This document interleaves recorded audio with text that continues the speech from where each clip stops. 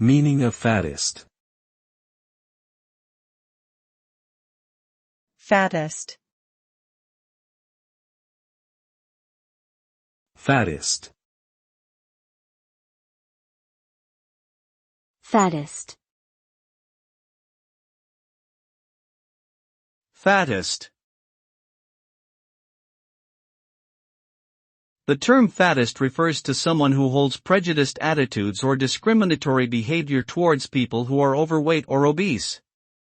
It is a form of discrimination that can manifest in many ways, such as teasing, ostracizing, or even denying healthcare or job opportunities based solely on a person's weight.